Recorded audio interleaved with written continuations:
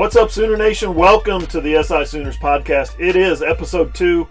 We're going to hit recruiting today, and I mean hard. I'm John Hoover. I'm publisher at Sports Illustrated Sooners, SI Sooners, allsooners.com.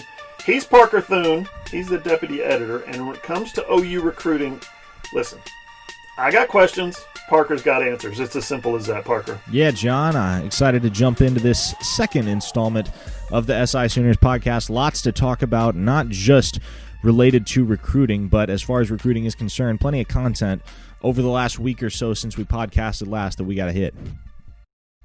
Yep, absolutely. You got a couple days off last week. I'm glad, because we're going to be grinding till about mid-January from this point on.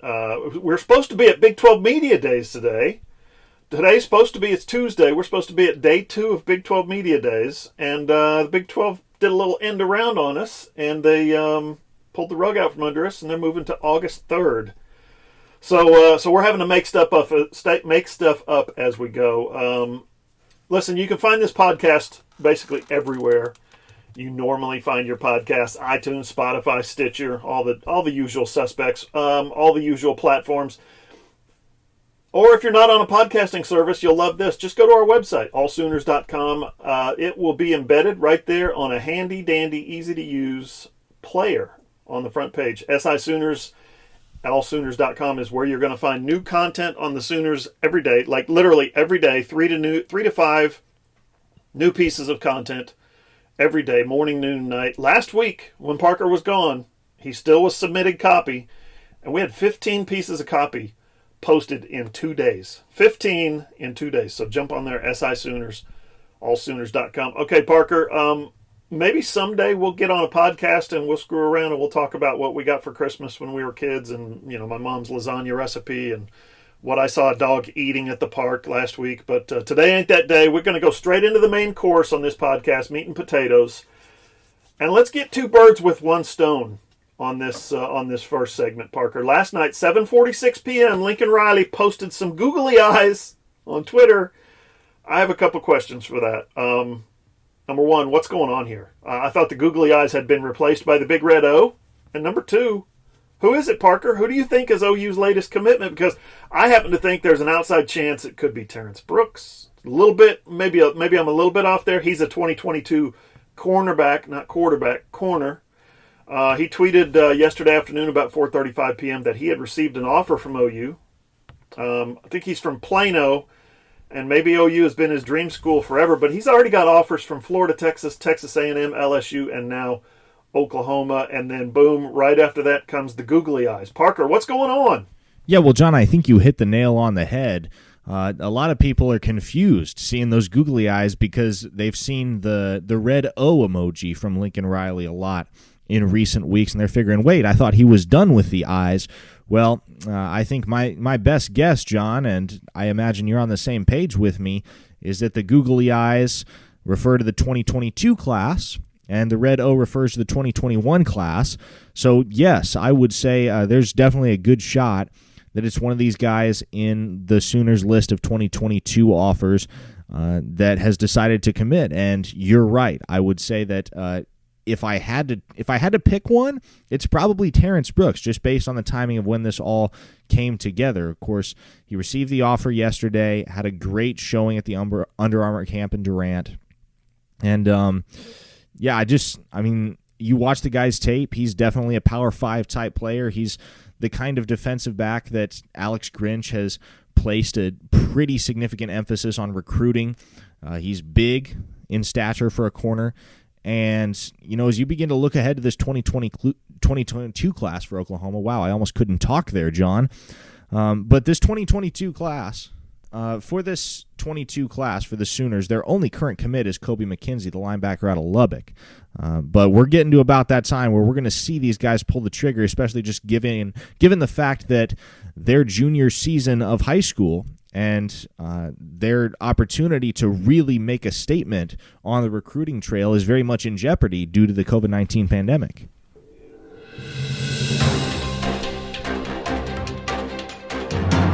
This is the part where I record and insert some new information, a correction, update, whatever you want to call it, after we recorded this, but before I uploaded it, thankfully, we did find out who those googly eyes belong to. It's Jordan Hudson from Garland, Texas. So we were right, it was a representation of the 2022 class, but we were not right. It's not Terrence Brooks, it's Jordan Hudson. So Hudson becomes OU's second verbal commit in the 22 class. He's 6'1", 180 pounds, and he is the number 15 ranked wide receiver in the class, according to the 24/7 Sports Composite. He said on Twitter he is 1,000% committed, and this one was for his granny. We now return you to your regularly scheduled podcast. So, Parker, we had thought about recording this podcast on Monday, but we pushed it back because we wanted to get Prophet Brown's commitment in on Monday. He said 1 o'clock Monday, and then all of a sudden he goes and moves it up a day to Sunday, which, when he announced he would not be going to Oklahoma but USC instead. Prophet Brown is a California guy, so I totally get USC here. It's a very attractive school. Why would you not want to go to USC if you're from California for sure?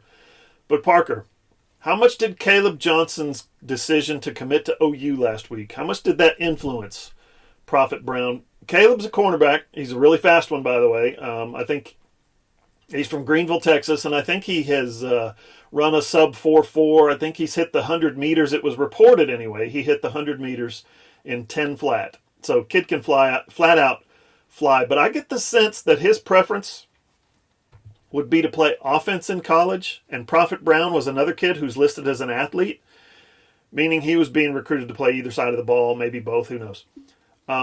I don't get the sense here that these two guys are mutually exclusive, Parker, that it was one or the other. That I think had Prophet Brown said, dang, Alex Grinch, I really wanted to come to OU, but now you got Caleb Johnson and I can't. I think Grinch would say, bro, we can fit you in. Don't worry about it. We got nickels, we got safeties, we got strong safety, we got field corners, we got all kinds of corners, we got slot corners. Anywhere you want to play. You want to play offense? Come on down. They're not going to say no to an athlete like Prophet Brown, are they, Parker? No, John, they're not. And I think you bring up a good point in that Caleb Johnson's commitment on Thursday night fell 72 hours prior to when, or less than 72 hours prior to when Prophet Brown made his decision. And so I think you definitely have to look at that and consider that was likely a factor, especially given the fact that we had reports coming from within our SI All-American network on Thursday, Friday that were indicating that Prophet Brown was leaning towards committing to Oklahoma. Now, Caleb Johnson, as you mentioned, fast guy, 4.39 in the 40, comes from Greenville, Texas, 3-star recruit. He can play both sides of the ball. He's probably a defensive back is what he projects to me in the Sooners system. But Prophet Brown, John, and we talked about this a couple days ago, I firmly believe that Prophet Brown would have ended up playing running back at Oklahoma by virtue of the fact that he just doesn't have the size that Alex Grinch and Roy Manning are looking for in their corners. That's not to say he isn't capable of playing the cornerback position for Oklahoma or for a top-level FBS school like that. All it means is that he just doesn't really fit the system in that sense in terms of his physique. And he's a fantastic running back. Oklahoma currently doesn't have a running back commit in this 2021 class, although Kamar Wheaton has become possibly their heaviest target. So, all things considered, I think it was a combination of a lot of things in terms of Prophet Brown making the decision to go to USC over Oklahoma. One being the proximity to home. Obviously, you want to stay close to home, especially given all that's transpired in the last few months and everything that's going on across the country right now. We don't know what the 2020 football season is going to look like and how that's going to affect 2021 and 2022 and the years to follow. We're very much in unprecedented territory here, and it's a bit of an insurance policy in that sense to stay close to home. However, I also think USC is one of those schools that's probably going to give Prophet Brown the opportunity to do whatever he wants to do at the collegiate level, whether that's play running back or play defensive back. And I think Oklahoma may have offered Prophet Brown the chance to pick, but I think they definitely would have pushed him towards playing running back simply because based on the class of defensive backs that Grinch and Manning have recruited at Oklahoma in their 2 seasons together, Prophet Brown just really doesn't fit. He's kind of a fish out of water when you look at the rest of the commits, guys like Latrell McCutcheon, guys like Jordan Mukes, Bryson Washington, Justin Harrington. Prophet Brown just doesn't have the same physique that I feel like Alex Grinch really wants to see in his defensive backs. Yeah, and Grinch and Roy Manning have made a very concerted effort to get bigger in the secondary, get bigger at safety for sure, and even the corners are 6 foot, 6'1", 6'2" sometimes that they're going after. If you want to read more about Caleb Johnson, Prophet Brown, Terrence Brooks, and a lot more, you know what to do. SI Sooners, allsooners.com. Up next on the SI Sooners podcast, a little segment we're going to call the Gut Check. Hey, are you a business owner looking to get your product out there to the masses? Let's say you run a hotel in Norman or a car dealership in Oklahoma City or a restaurant in Edmond. Or maybe you're a small online business who creates and sells OU merchandise and you just want Sooner Nation to come sample your wares. Well, then consider advertising in this space right here on the SI Sooners podcast. SI Sooners reaches thousands of readers, viewers, and listeners literally every day. And the SI Sooners podcast is the ideal place to find your next customer.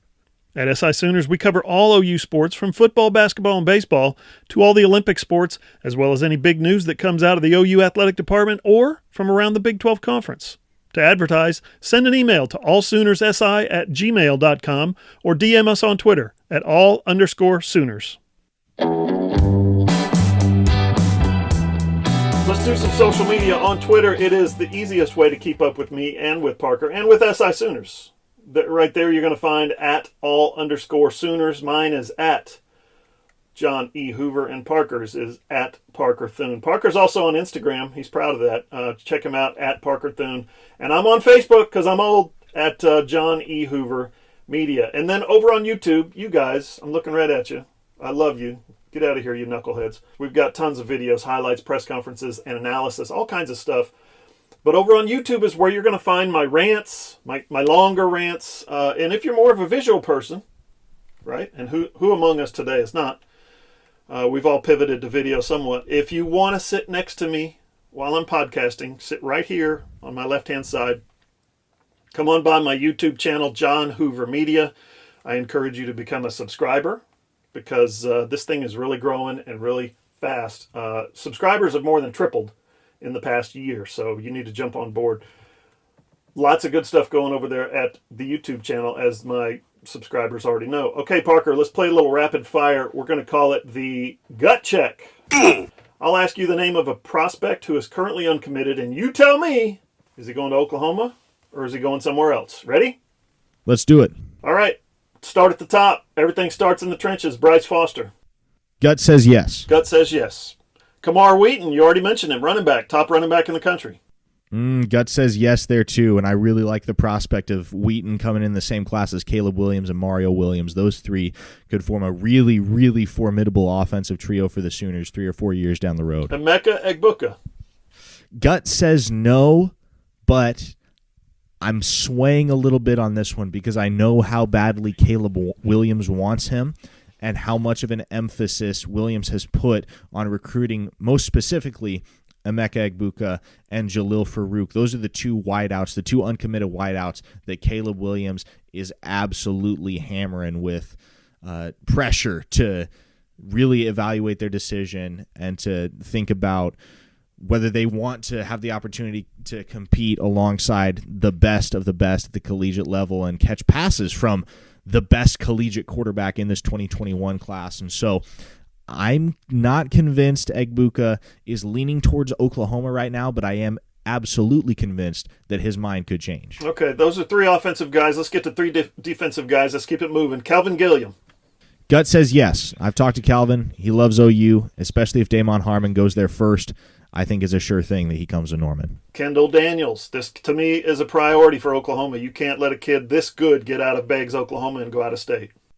Yep, and that's why my gut says yes on that one too, John. I just don't think Lincoln Riley is going to let Kendall Daniels get out of the Sooner State. He's too good of a prospect. He's too much of a priority for the Sooners in terms of, year in and year out, Oklahoma does their best to clear out in-house, in-state recruiting and make sure they land all the top guys in the state. I don't think that's going to be any different this year, and I think Kendall Daniels is the guy among in-state targets in this 2021 class. Quite obviously, as he's the top-rated guy in the state, but I mean he's the guy for Oklahoma among prospects within the state that they're going to be pursuing the most fervently. All right, Scooby Williams to wrap this thing up.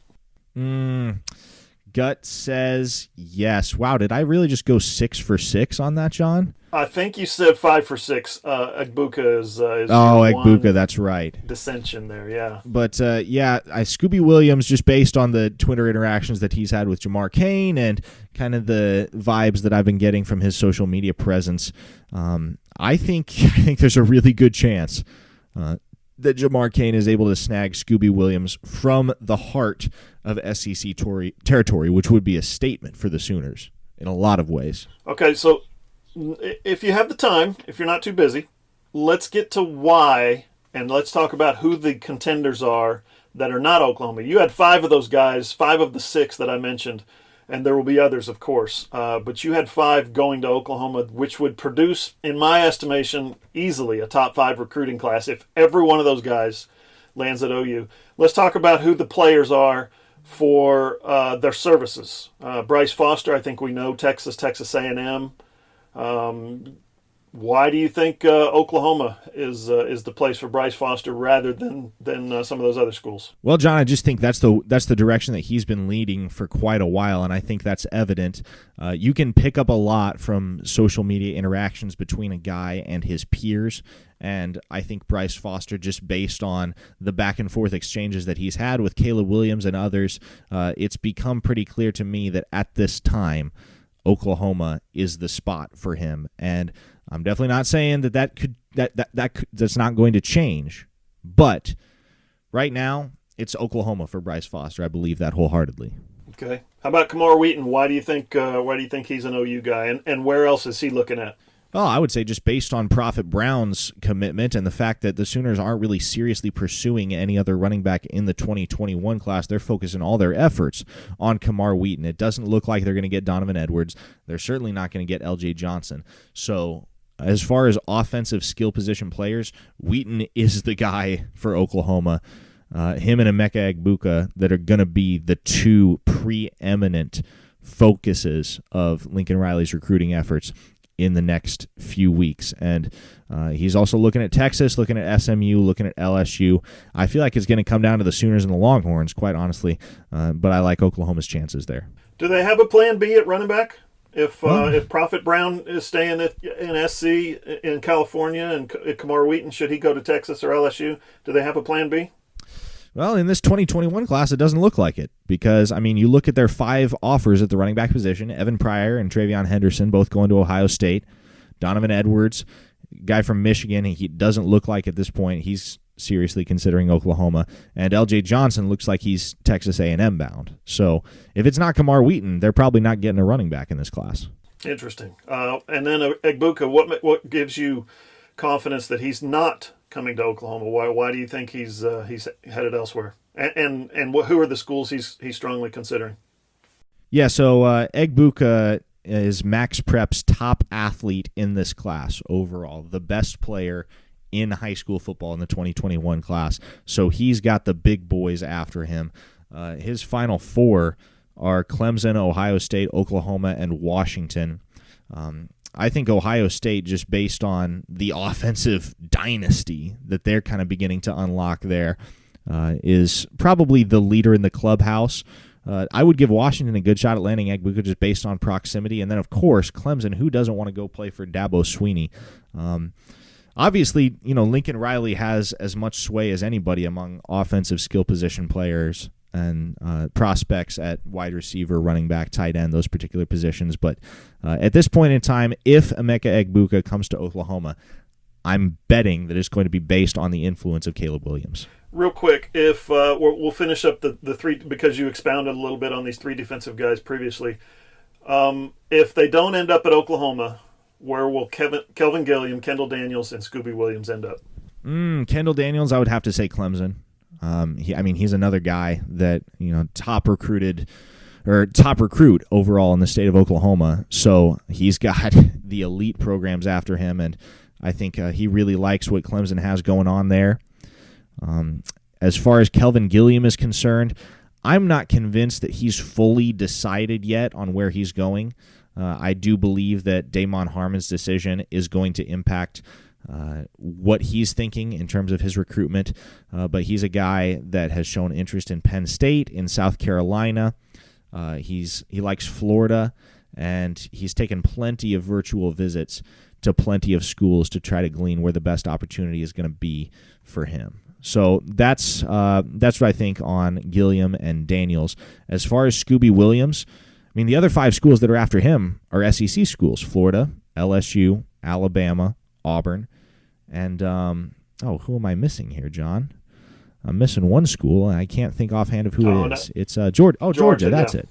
So you got the 5 preeminent powerhouses in the SEC after Scooby Williams. It's really a toss-up if it's not Oklahoma, because I think Williams really believes in what Jamar Cain is building in Norman, and I think that's the reason why he's leaning OU at this time.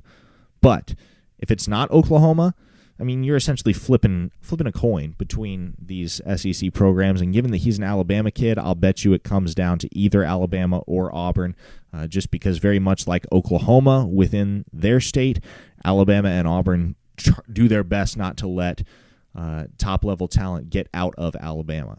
And so I would say it's probably those 2 schools if it's not Oklahoma for Scooby Williams.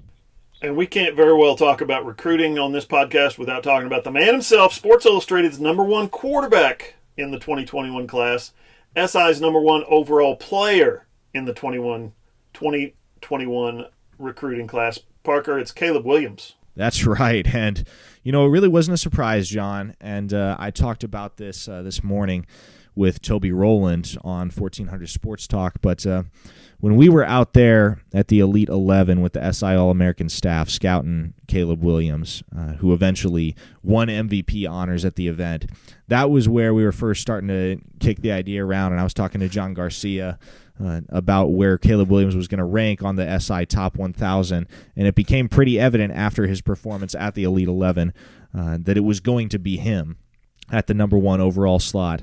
And it's evidence that he stands head and shoulders above the rest of the field, not just at the quarterback position, but in terms of his potential at the collegiate level among all players. And I think he's drawn a lot of comparison to Patrick Mahomes, and I think there's very much that chance that much like Mahomes has done at the NFL level in really revolutionizing the way that the quarterback position is played, Caleb Williams has that same potential, and that starts in Norman at the University of Oklahoma. Now, we've talked ad nauseum about his athleticism, his arm strength, just the natural gifting that he has to play the quarterback position, and I really agree with what the rest of our SI All-American staff decided in putting Caleb Williams at the pinnacle, on the pedestal of the SI Top 1000, because flat out, John, there just isn't another prospect in this class that has the long-term potential, the college football and NFL Hall of Fame potential that Caleb Williams has. And he's going to look into the possibility of enrolling early at OU. Explain that. Yeah, that's become an interesting point of discussion over the last week and a half, because there was very much a sense that, going into the 2020 season, obviously at the high school level, especially in Washington, D.C. at that particular time, that school was going to shift online and there may not be a high school football season. So I think that was really when the idea was planted in Caleb Williams' mind that, this might be an opportunity for him to get ahead, for him to get to Oklahoma a little bit early, start to learn the system, start to compete against collegiate players, start to learn from Lincoln Riley and absorb whatever information and tips from the quarterback whisperer that he could glean to be able to put himself in a better position to take the reins at Oklahoma. And so he's taken online classes this summer. He's said that he's trying to accelerate his graduation and be able to get out of Gonzaga College High by December, or rather geographically out of Gonzaga College High by December.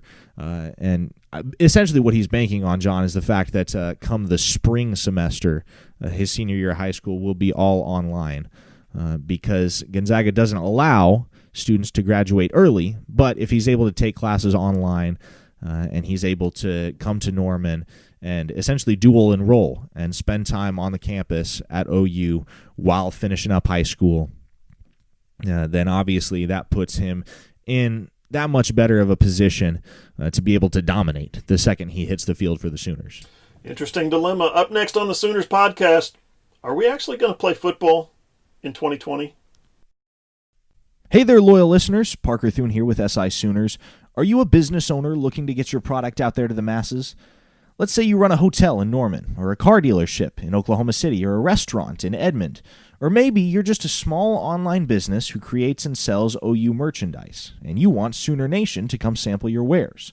Consider advertising in this space right here on the SI Sooners podcast. SI Sooners reaches thousands of readers, viewers, and listeners literally every day, and the SI Sooners podcast is the ideal place to find your next customer.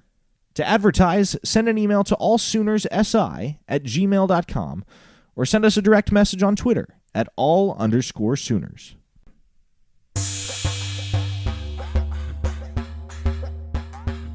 The SI Sooners podcast rolls on. Okay, Parker, let's stop talking about the future and Nostradamus and making predictions and sci-fi and whatever else. Let's get back to reality here. Are we even going to have a college football season? Listen, as of now, I think we've seen, and this is, again, Tuesday morning, 4 FCS conferences have said no football in the fall. They're straight up moving to the spring. I think the Ivy League, the Colonial Athletic League, the SWAC, and then one other, I can't remember which one, they basically said, screw it, we're just moving to the spring, no football in the fall.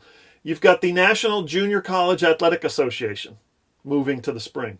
Although there's a conference in Mississippi that has said, no, we're going to play in the fall. So that could get interesting. And you know what? We're talking about recruiting earlier and California kids. The state of freaking California has said it will not play high school football in the fall, but will move to a spring schedule.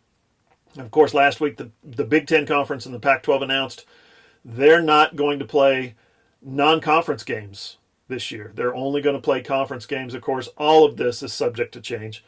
Besides the obvious, Parker, of screwing up everybody's schedules and fall plans, in the Big 12 alone, I think you have 4 teams that are scrambling to find games because the Big 12 is still holding out hope that they can not only play a 12-game schedule, but to play in the traditional calendar months of September, October, November. TCU loses its game with Cal. Oklahoma State loses its game with Oregon State. And then yesterday with the FCS cancellations and the SWAC, you saw Texas Tech and TCU each lose an FCS opponent. So this is getting kind of hairy. And let's not forget, Oklahoma opens the season with an FCS opponent, Missouri State. But I get the sense from that one that Missouri State wants that game and the $600,000 just as bad as OU does. Well, I would imagine so, just given everything that's transpired over the last few months and the financial hardship that it's created for a lot of these institutions, especially those at the FCS level. I would imagine Missouri State is in a lot more eager of a position to want to play this game with Oklahoma than they were a few months ago when their athletic director said that they weren't budgeting to play the game. And of course, Joe Castiglione has said he's trying to move the game up. They're trying to move it up to August 29th to allow for some time in between that Missouri State game and the Tennessee game to be able to kind of get their bearings, reevaluate, see how it goes, and then if they need to adjust or make any changes, then do that. But yeah, John, it's created so many questions, especially, when the Big Ten decided to kind of go their own way and cancel non-conference play. That put the pressure on everybody else immediately because the reality is, John, we're 6 weeks away from football. We're getting down to crunch time. And what it comes down to is a lot of these schools right now only have 9 games on their schedule across the country. For now, Oklahoma and some of these other Big 12 schools have a full 12-game schedule. It's a weird, weird place that we're in. And obviously the decision by the Big Ten Conference and other conferences have impacted schools within the Big 12 and within those other conferences that haven't yet decided to go ahead with cancellation plans. But, man, John, as I look across the country at these teams that are going to be in position to, you would imagine, contend for a college football playoff berth come December and January, it creates so many questions in terms of, okay, what's that selection process going to look like? given the fact that there might be a 3-game discrepancy between schedules. Obviously, the state of California ruled yesterday, as you mentioned, that they're not going to play high school football in the fall. And honestly, John, at this point, if it comes down to moving college football to the spring as a last resort, as opposed to canceling the 2021 season, and if you read the decision from the California Interscholastic Federation yesterday and their Southern Section Commissioner, Rob Wygott, he said basically what this was in terms of attempting to move the high school football season to the spring. He said it was a last-ditch effort to save the football season because the alternative was announcing the cancellation of the entire season yesterday. So, if it comes down to it, and the best course of action, or rather the only course of action for the NCAA, is to move their football season to the spring, you're going to have to start moving in that direction here within the next couple weeks. Yeah, and I think the Big 12 has been smart, as well as Oklahoma. We've talked to Joe Castiglione a handful of times, and Bob Bowlesby a couple times. I think everybody has been smart and prudent to say, we're going to wait. We're going to hold off. We're going to have our plan A, and we're going to stick to it as long as possible. But in the back, they're developing, back in the back smoky room where nobody hardly goes, and there's a restroom off to the side, and they stack up the cases of beer. That back in those dark storerooms is where they're working on their plan B and their plan C and their plan D and their plan E, and among those plans is playing in the spring. Listen to this. I'm going to throw a name at you. Corey Foreman, the nation's #1 recruit. He came out yesterday on Twitter and said, if they make me choose between my senior season or going to college, please believe I'm headed to my first camp, no questions asked. That's the #1 overall guy in the country, according to Rivals, defensive end from, ironically, Corona, California, and he makes that call. You can bet that there's going to be a lot of other recruits who are saying, he did that, I'm going to do that too. I'm going to have what he's having. They're going to follow his lead. Yeah, certainly. And, when a guy like Corey Foreman, a guy who is largely rated the top defensive prospect in this 2021 class, the most influential, of course, he was committed to Clemson, decommitted, and hasn't announced where he's going come his freshman year in 2021. But, this guy is the best defensive player in this class, John, and I don't think that's a question in anybody's mind. But when a guy of that significance and a guy who has that much stature in the national spotlight in terms of high school football recruiting, when he comes out and says something like that, it carries a lot of weight. Believe that. And people are going to look at what Corey Foreman said yesterday, and they're going to look at the precedent that sets for other top collegiate prospects within the state of California and any other states that decide to move their high school football season. And they're going to say, okay, if this is what it comes down to, then we may have to make some tough decisions. And somebody's going to end up on the outside looking, and somebody's going to end up upset with whatever we end up doing, and that's just going to be the way that it has to be, because, as we've said so many times before, John, this is unprecedented, uncharted territory. And, if Corey Foreman wants to forego his senior season of high school, you look at it a certain way, that's almost like a collegiate player foregoing a bowl game in order to preserve their NFL draft stock and avoid injury, something like that. But, when the calendar flips from December to January and you start to look ahead to the next football season, that definitely takes priority in a lot of people's minds, and obviously that's the case with Corey Foreman. I would imagine it's going to be the case with a lot of these guys who are already who know their destination at the collegiate level. Now, where it really hurts is it hurts these 2022 guys and a lot of these guys that are fringe recruits and trying to earn the attention of top collegiate programs, FBS programs, and try to find a home for themselves at the FBS level, and now they lose out on a season. Hypothetically speaking, they lose out on an opportunity to try and make that happen.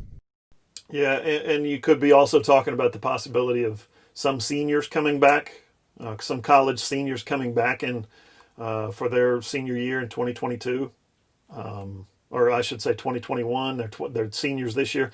That might affect where a kid decides to go based on who's ahead of him on the depth chart. You never know. I mean, it's a Pandora's box, and every time it opens, something weird and evil flies out. I don't know. All right, couple quick news items. Jalen Hurts signed his rookie contract. I think it was with the Eagles with 4 years, $6 million, roughly. Not bad, Parker. Yeah, certainly. And you look at the situation that Hurts is in Philadelphia, it's certainly not out of the question, given Carson Wentz's injury history, that Jalen Hurts sees some action at the quarterback position in this 2020 season.